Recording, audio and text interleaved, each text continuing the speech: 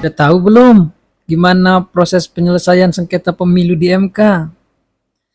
Jadi gini guys, prosesnya pihak yang merasa dirugikan bisa mengajukan gugatan ke MK.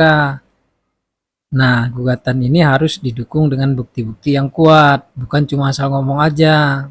Setelah itu MK bakal ngadain sidang untuk dengerin argumen dari kedua belah pihak, yaitu yang menggugat dan yang digugat.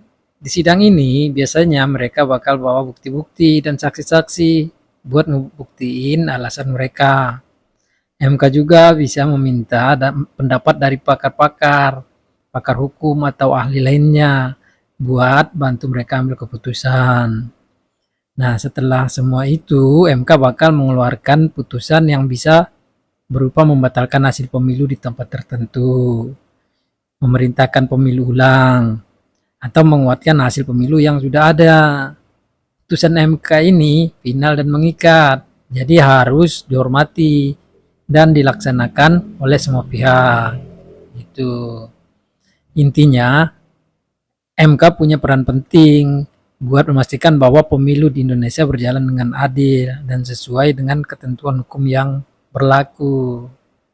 Oke, gitu. Lanjut ya.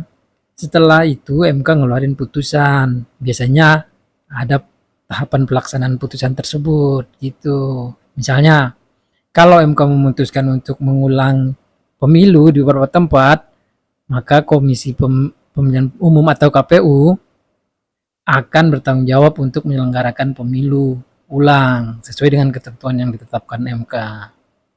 Gitu. Selain itu, ada juga tahapan penyelesaian administrasi setelah putusan MK keluar.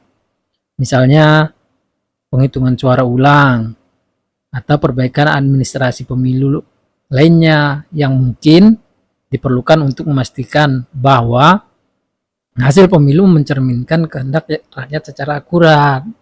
Gitu. Jadi prosesnya penyelesaian sengketa pemilu di MK ini juga menjadi bagian dari proses demokrasi yang penting.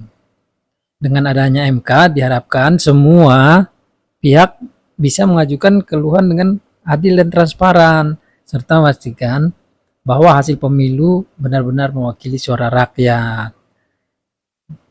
Jadi MK bukan hanya tempat menyelesaikan sengketa pemilu, tapi juga sebagai salah satu lembaga yang menjaga integritas dan keberlangsungan demokrasi di Indonesia.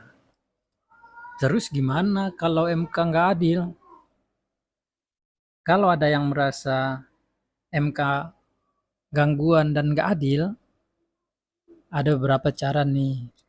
Pertama, bisa keluhin lewat medsos atau platform online buat cari dukungan dari masyarakat.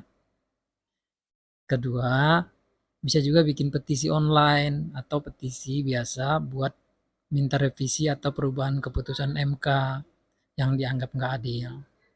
Dengan begitu, tekanan dari masyarakat bisa bantu perjuangin keadilan dalam penyelesaian sengketa pemilu. Selain itu, bisa juga ngadu ke lembaga-lembaga internasional atau organisasi hak asasi manusia kalau merasa hak kita dilanggar sama keputusan MK. Intinya masih ada beberapa cara yang bisa dilakukan. Kalau merasa putusan MK bikin nggak puas, tapi yang pasti semua langkah harus tetap sesuai aturan dan nggak bikin kacau ketertiban umum. Tuh guys, oke? Salam demokrasi.